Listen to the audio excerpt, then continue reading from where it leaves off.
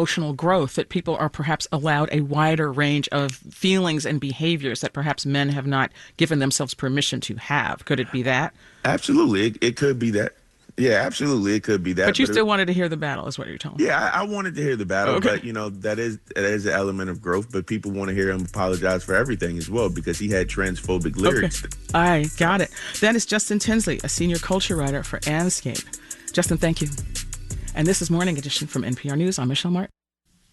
And I'm Michael Hill. Marketplace Morning Report is next. And later on Morning Edition, U.S. Treasury Secretary Janet Yellen has wrapped up a trip to China. She was there to work on mending bilateral ties between the two nations. But for many Chinese citizens, the real story was what Yellen ate and how she ate it. More on that in about 15 minutes.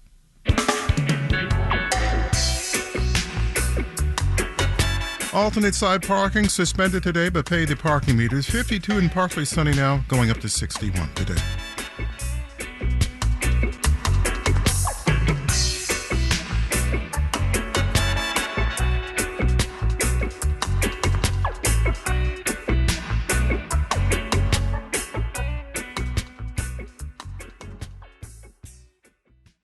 Support for WNYC comes from the Nature Conservancy, working in New York and around the world for a future where people and nature thrive. By caring for nature, a healthier and safer world is possible. Learn more at nature.org/New York. Sponsoring WNYC means reaching hundreds of thousands of engaged and discerning listeners who've made our shows part of their daily routine. Find more on sharing your business message with WNYC's unique audience at WNYC.org/sponsorship. At home or out and about, you're never too far from your mobile phone, which means you're never too far from WNYC. Live stream your favorite shows anytime. Just go to your browser and type in WNYC.org.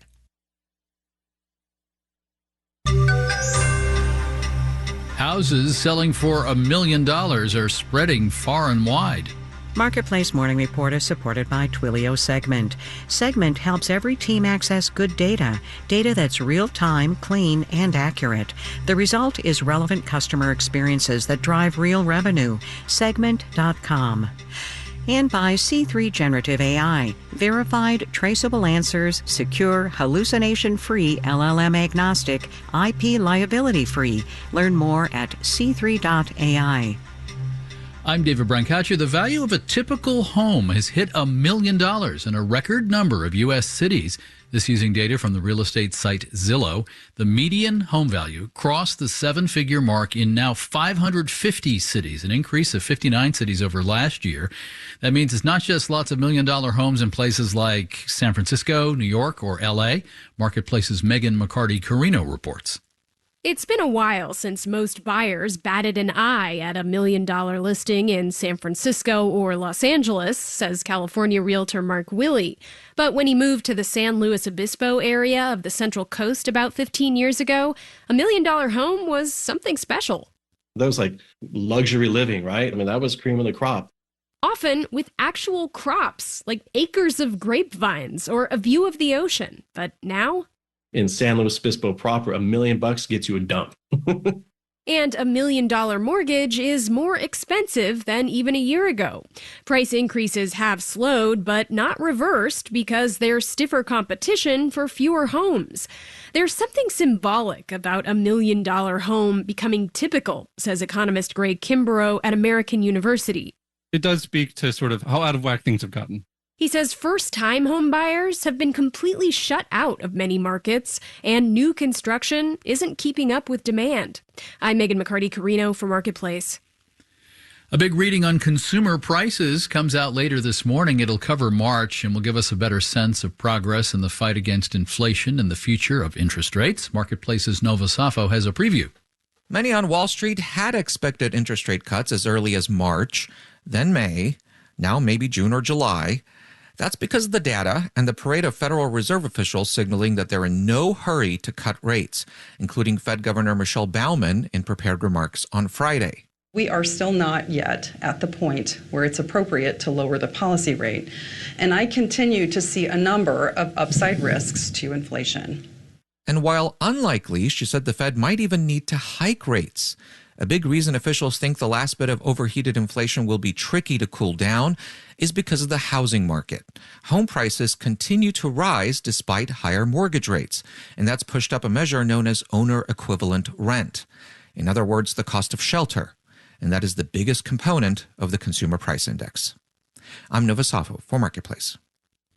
Ahead of that inflation data, S&P futures are little changed. Dow futures are up just slightly, 0.1%. NASDAQ futures have also hardly budged, nor has the 10-year interest rate, still at 4.37%.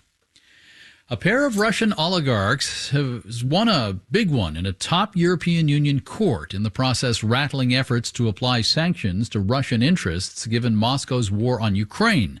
The court has ruled the EU didn't come up with enough evidence to show that Mikhail Fridman and Peter Avan supported efforts to undermine Ukraine, despite evidence of their proximity to Russian leader Vladimir Putin. This ruling today can be appealed. Marketplace Morning Report is supported by UKG. UKG is a partner that delivers HR, pay, time, and culture solutions designed to help build a great workplace for everyone. UKG, our purpose is people. And by Palo Alto Networks. Palo Alto Networks delivers what's next in cybersecurity innovation to protect today's digital way of life. Learn more at paloaltonetworks.com. And by Schwab. Schwab offers investors choices like full-service wealth management, self-directed investing options, and trading on Thinkorswim. More at schwab.com. Now to a lush assignment out of the book industry, the media scholar who has studied propaganda in war, who got a deal to write a book about a drink. It's on a single cocktail, the French 75. Humphrey Bogart orders one in the movie classic Casablanca. The cocktail survives with a brand these days linked to New Orleans, but the history and the marketing behind it is even more interesting. The book, out today, was written by John Maxwell Hamilton, a professor at the Manship School of Mass Communication at Louisiana State. Jack, welcome back. Good to see you. Why they call this thing the French 75? This is a cocktail that was born out of propaganda and carries on because it's so easily publicized. It was created in World War I and named after a famous cannon, 75 millimeter cannon, which the French used in that war, and it helped them a great deal because it was the first modern artillery piece. And some people think it actually helped save Paris when the Germans marched in. So somehow that reference helped give it somehow cachet? The French were first struggling in the war, and they wanted something that they could hang propaganda on. And because the French 75 gun was so effective, it was a way for them to create this aura about the war and the gun. And then, of course, a whole lot of other things were named French 75s. Cocktail shakers, chocolates, spools of cotton, handkerchiefs, cigarette lighters. The French 75 became this name that you use for promotion. And marketing didn't go out of business after the First World War, and that helped over the years. You're right. Promotion did carry on. In fact, you could argue that modern advertising and public relations grew out of World War I. The tactics we use now to sell, to brand things, really began in that conflict. But over the years, it just somehow this French 75 keeps getting new life as people attach their brands to it, attach their names to it. The drink itself, its history is forgotten, but the name, it has a certain je ne sais quoi. If you order a French 75, there's something about you. You're cosmopolitan. The other side is the drink has managed to reinvent itself over and over again. So the first one had Calvados in it, and it had absinthe and gin. And then the ones that exist today, sometimes they have gin and champagne. There's one in the Atlas Bar in Singapore, and it has creme pêche and salt. So it changes all the time. Indeed. I keep seeing the statistics that Generation Z, for instance, consuming less alcohol, sober, curious mindset. To be praised, is there a way to do a French 75 that might be non-alcoholic? I'm sorry to say there is. You can also do French 75 Jell-O shots. But if you don't want to drink a French 75 that has alcohol in it, go get a Dr. Pepper.